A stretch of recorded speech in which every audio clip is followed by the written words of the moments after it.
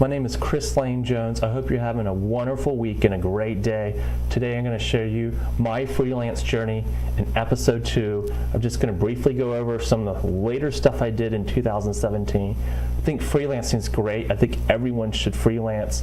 I work full-time at web.com, but I make time to freelance. It's fun. You get to meet great people and engage with great companies. Like one of them right here I have for today is called 1-800-BOARD-UP.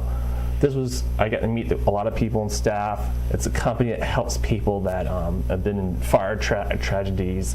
They go in and help them out. And so they needed some updates to their site. This site was built during a time when responsive and a lot of these issues and SEO things, it was built on the cusp of that. And now we have better responsive sites, and just all the rules in the sites have changed. And this original web designer did a great job, but some of the designs and aspects have changed, and both of us don't like this white border and these icons. He wanted them to show prominently, but in a different style, and you can see how I did it. I made a moving banner with text like so, and I put the icons here where they're still very prominent. Another thing is screen readers cannot read if everything is on one image, like so. This is one photoshopped image, so a blind person couldn't read the A+, or visually impaired person couldn't read A+ rating or this stuff. But I had alt tags to the images here, and see all these have alt tags in them, and then they can also click on them and go, look, this goes right to the Fire Hero page and to the 1-800-BOARD-UP's part aspect where they mentioned them on their site. So it's just stuff like that's important, and also that's good for SEO. Also, there was issues with H1s, like it had a bunch of span tags in it. You don't want span tags. You want to be able to go into the CSS, write what the font type is, write that it's the color red, because if you don't do that, and you do a span tag for every page, there's a chance you might, on the next page, you might not have the same style as this, or a different style. It throws everything off. It also adds a lot of stuff for the web browser that we read, and it slows down the site. And so it's best to put the code into the CSS of the page, and that helps continuity with all the web pages that you have. So each page it's like a preset on a radio, H1, and then every time you click it's the same thing. It outputs the same thing. Okay, so that's that, and let's see. This banner, believe it or not, it was already on the site, but there was a lot of issues. On the left, it was like a big space, a big black gap right here. No, on the right, I'm sorry. Big gap, and it didn't look good at all.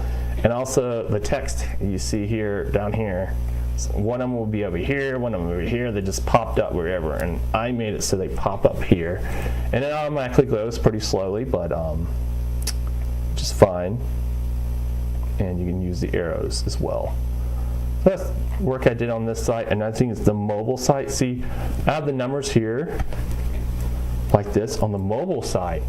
That's not here, and it replaced with a big click to call now. Now, people on this team, they wanted someone when they're in fire trouble to be able to just see that on the website and click down. I need help. I need my house to be boarded up. And if the rain comes down or after this fire, someone can just go to the website and click very easily. The button's right there. I put that there, and it's just easy. And then I put this emergency and corporate, so no matter where they are on the home page, they're still going to see emergency and corporate. They can make the call. They can just press the button on their mobile phones. On the desktop, obviously you can't click to call something on a desktop, but you can save that number on your phone or whatnot. But the mobile version has these buttons. Also, this bar used to be there, but it was a plugin, and the plugin contained like 500 lines of code. And I'm like, I made this in 20 lines of code. I mean, that would take forever. I had all this JavaScript. It would take forever for a phone it takes a long time for the web browser on the phone to read that code, and I got it down in about 20 lines of CSS. So very proud of that. Okay, so next I wanted to talk about Savvy. Savvy is a great company, Savvy Outsourcing, great team. They help people find freelance jobs, and so if you're interested, if you want to do freelance, I would contact Savvy. They're great people. They're people that started freelancing. Maybe they lost their job or got rid of their job. They wanted to just freelance, and they started that way, and they had to really rough it out for a while. Some of them, they only made one of them, it's like they only made a certain amount of money in a year, and they were just trying to find more freelance and go get it. So they worked hard to establish themselves as freelancers, and now they're establishing a company to help out freelancers. So I definitely say give Savvy a call. Next site I worked on is this Kali site. So this lady helped her out, same issues with H1s and all these spam tags that Google really hates and pushes people down in their rankings about. So I helped her out. I added this little quote thing with the dog. She liked that. A lot of issues with this form. She couldn't get it to go to her email, and then when she did get it in her email, it was all spread out. So like, let's say, this is a lot of information on this phone. So we'll say where the dog stays, and way over here it would say like fenced yard, and then it was really hard for her to read it. So I went in and made the output of the email to be a small table so she could read every little thing and every little word. So I fixed that for her. Another thing was the SEO. So I'm going to do what's called an incognito window. You can either hit Control-Shift-N in Chrome, or you can go here and say New Incognito Window. What this does is, there we go.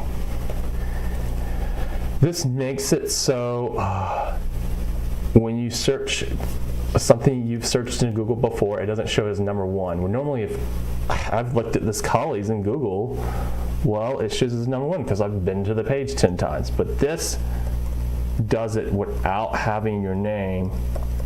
It's going to do southeast. See, I'll show you real quick. Go to Google, it has my name and my little head here. Go to this one. Sign in. See, I'm not registered in because this it's a private mode that doesn't keep my information. And then guess what? Guess who's number one? In a couple of weeks, I've gotten her to number one on Google. And it's not even a whole month. She doesn't even have a Facebook page, so I'm working with her to get a Facebook page. So very proud of that. There's not a lot on this page. Not a lot of information. It's just like a little text here. It's only one page, a couple pictures, no blog. There's no blog. So I'm very proud of that. Next is Windward Sailing. So this is the old site, which this was the H1. You never want to have a phone number as H1. You want like a cool title like Learn to Sail Today. The colors are also wrong. If you go to merchandise, you'll see that blue, white, and red, not yellow, is actually his color scheme.